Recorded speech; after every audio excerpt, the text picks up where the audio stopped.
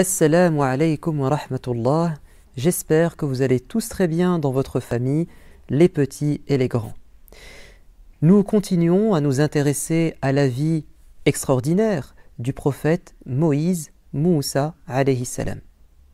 Nous nous sommes arrêtés à ce moment de sa vie où il a échappé à Pharaon, il s'est retrouvé à Madian dans une ville où il va avoir comme surprise de trouver un travail, de trouver la paix et la sécurité, de trouver une épouse, et pendant 10 ans, il va vivre aux côtés de cette famille qu'il a accueillie, son beau-père, sa belle-mère, son épouse et sa belle-sœur. Et il est un berger au service de cette famille. Après 10 ans, il décide de prendre son envol et de faire sa propre vie. Il quitte sa famille, sa belle famille, il les remercie, il fait ses adieux et il part avec son épouse, peut-être ses enfants, je ne sais pas s'il avait des enfants, en tout cas il part avec son épouse et ses animaux en voyage dans le désert vers une direction que je ne connais pas. Et pendant qu'il était en chemin dans le désert, la nuit tombe, il se perd en chemin et surtout il a froid. Sa famille a froid. Il a donc besoin de rencontrer une personne qui lui indiquera la route et de faire du feu. Et là, il voit au loin de la lumière, donc du feu, donc la présence de gens.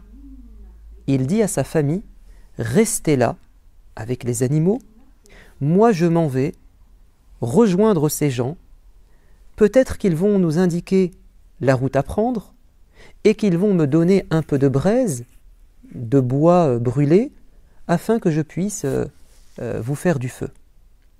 Moussa alayhi salam prend son bâton et il avance petit à petit, il se rapproche de cette lumière. Et plus il se rapproche, et plus il comprend que ce n'est pas un feu normal. Et il ne voit personne. Il se rapproche, il se rapproche, il se rapproche, et à un moment donné, il arrive à un endroit proche du feu où il entend une voix venue d'ailleurs, presque de nulle part. Il entend une voix lui dire « Oh Moussa !» Quelqu'un l'appelle par son nom. « Ya Moussa !» Je suis Allah, ton créateur, ton Seigneur. Oh, Moussa alayhi salam entend cette voix dans la nuit, dans le désert. Il prend peur. Allah lui dit « Oh Moussa, n'aie pas peur, je suis Dieu. Tu es maintenant entré dans un endroit sacré. Retire tes sandales. Avance, j'ai des choses à te dire. Oh Moussa, je suis ton Seigneur. C'est moi qui t'ai protégé jusqu'alors. Ô Moussa, je t'ai choisi comme prophète. Je t'ai choisi comme prophète comme tes ancêtres, Youssouf, Ibrahim. Tu es un prophète. Et ta mission, c'est d'aller en Égypte, chez Pharaon, pour lui dire d'arrêter de se prendre pour Dieu, parce que Pharaon, il se prenait pour un Dieu, et aussi pour sauver ton peuple qui est persécuté par Pharaon. Moussa a peur. Pharaon, mais ça fait 10 ans que je le fuis, et j'ai tué quelqu'un. Si je retourne à lui, évidemment qu'il va me mettre en prison, me faire du mal. En plus, je vais devoir lui demander d'arrêter de se prendre pour un Dieu et d'arrêter de maltraiter mon peuple. Mais il va se venger. Et puis j'ai un autre problème. Alors déjà j'ai peur, et deuxièmement, j'ai du mal à m'exprimer. Quand j'ai peur, quand j'ai des émotions, je perds un peu mes moyens, j'arrive pas à bien parler. J'ai besoin d'aide. Allah va lui trouver la solution à ces deux problèmes. Le premier problème, la peur. Qu'est-ce qu'il va lui dire? Il va lui dire « Oh Moussa, qu'est-ce que tu as dans ta main ?» Mais il a dit « Ya Allah, j'ai un bâton. » Et puis ce bâton, dit Moussa, il me sert à faire tomber les feuilles, à pousser les animaux. Je l'utilise comme outil. C'est un bâton qui m'est important. Allah lui dit, jette ton bâton et tu verras ce qui se passe. Il va se transformer en un serpent énorme. Moussa jette le bâton et voilà que le bâton se transforme en un serpent, c'est un miracle. Moussa prend peur, il fait demi-tour pour se sauver. Mais Allah lui dit, non, tu dois vaincre ta peur.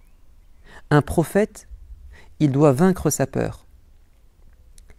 Reprends ton bâton, attrape le serpent, il redeviendra un bâton. C'est dur pour Moussa. Et là, il va surmonter sa peur en attrapant le serpent qui redevient immédiatement un bâton. Regardez comment Allah a réussi dans cette première étape à pousser Moussa à surmonter sa première peur. Par ce moyen, tu dois affronter ta peur. Comme celui qui a peur de nager. Il doit se jeter à l'eau à un moment donné, ou sinon il restera toujours dans la peur. Comme la personne qui a peur de prendre la parole en public. À un moment donné, il faut bien qu'il le fasse, ou sinon il n'y arrivera jamais. Et donc, il va lui dire aussi, mets ta main sous ton aisselle. Sors ta main et tu verras qu'elle va être illuminée de lumière. Elle va devenir blanche de lumière. Et c'est ce que fait Moussa, il sort sa main et elle devient éclatante de lumière. Allah lui dit, tu vois, maintenant tu as en ta possession deux miracles, le bâton qui se transforme en serpent, la main qui devient blanche de lumière, ça te servira pour convaincre Pharaon et les gens que tu es bien un prophète et que tu n'es plus ce jeune homme qui est considéré comme un criminel, mais que tu es maintenant quelqu'un d'autre, un prophète.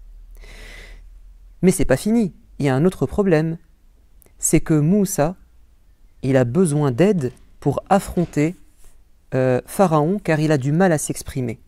Il perd ses moyens quand il est face à une émotion forte. Qu'est-ce que lui dit Dieu? Enfin, qu'est-ce qu'il dit à Dieu? Il dit, ya Allah, est-ce que je peux avoir quelqu'un à mes côtés pour m'épauler dans cette mission? Et j'aimerais que ça soit mon frère Haroun. Alors, on avait vu qu'il avait une sœur, il a aussi un frère qui s'appelle Haroun. Allah lui dit, oui, j'accepte que Haroun t'aide dans cette mission et Dieu va en faire aussi un prophète. Haroun va devenir aussi un prophète. Et c'est assez rare d'avoir deux prophètes qui sont frères et qui s'entraident. Et vous savez pourquoi est-ce qu'il avait aussi besoin de Haroun? Et ça c'est hyper important. On a besoin aussi des autres pour adorer Dieu, pour cheminer vers Dieu, pour augmenter notre foi. Il a dit, ya Allah, j'ai besoin aussi de mon frère, kay nusabbihaka kathira wa nadhkuraka kathira. Ya Allah, avec lui, je vais pouvoir dire des paroles que tu aimes, subhanallah. Je vais dire beaucoup de fois subhanallah avec lui. Et je vais beaucoup me souvenir de toi, faire du dhikr avec mon frère. Et il va me permettre de me souvenir, il va me rappeler des choses pour que je me souvienne de toi. Ça veut dire que même un prophète a besoin parfois d'avoir des gens autour de lui qui l'accompagnent, l'aident et le soutiennent dans la religion. Ça s'appelle l'entraide dans la religion. C'est pour ça que tu dois chercher autour de toi des gens qui ont le même objectif que toi, qui ont la même religion, qui ont la même foi, les mêmes ambitions, pour qu'ils t'aident à adorer Dieu, à te remettre en question, à patienter dans les épreuves. Ça peut être ton frère, ta sœur, ton père, ta mère, un ami. Haroun et Moussa ont donc maintenant ensemble la même mission, sauver le peuple hébreu et raisonner Pharaon. Mais malgré tout, ils ont quand même peur. C'est vrai qu'ils ont deux miracles, c'est vrai que ils sont à deux, mais quand même, c'est Pharaon, le tyran, Et Allah va leur dire, écoutez bien, je vous rassure, et je vais vous dire quelque chose qui va vous apaiser. Inni ma'akuma asma'u wa ara. Je suis avec vous à vos côtés, j'entends et je vois. Quand le croyant sait que Allah est à ses côtés, qu'il le voit et qu'il l'entend, évidemment qu'il se sent fort, parce que Dieu est tout-puissant. Ça veut dire, ne vous inquiétez pas, tout ce qui va se passer, je suis au courant et je vais tout faire pour vous protéger. Un jour, le prophète Muhammad alayhi salatu wassalam, a dit à un jeune enfant, c'était son cousin, Abdullah ibn Abbas, il était monté derrière lui sur le cheval ou le mulet ou l'âne, et il lui a dit, ô fiston, sache que si tous les gens sur terre s'entendaient, se mettaient d'accord, complotaient pour te faire du mal, aucun mal ne te parviendra, ne te touchera si Dieu veut te protéger. Et si tous les gens veulent te faire du bien, mais que Dieu ne l'a pas décidé, aucun bien ne te parviendra. Au final, c'est Allah qui décide. Et ça aide, ça rassure. Et donc Moussa et Haroun sont maintenant rassurés. Ils ont 2 miracles à leur côté. Ils ont Allah à leur côté. Ils vont s'entraider pour adorer Dieu et s'entraider aussi avec leurs compétences mutuelles. C'est-à-dire que Haroun, il sait mieux parler, mieux s'exprimer, il est plus éloquent, plus convaincant que Moussa. Donc on a besoin des autres dans la religion, on a besoin des autres dans la vie quotidienne parce que Allah ne nous a pas donné les mêmes compétences, les mêmes aptitudes, les mêmes talents. On ne peut pas tout faire tout seul, on a besoin des autres. Je vous dis donc à bientôt pour savoir que va-t-il se passer lorsque Moussa et Haroun vont se confronter au grand tyran Pharaon. Vont-ils réussir à le raisonner? Vont-ils sauver leur peuple? Tout ça, nous le découvrirons dans une prochaine vidéo. Wassalamu alaikum wa rahmatullah.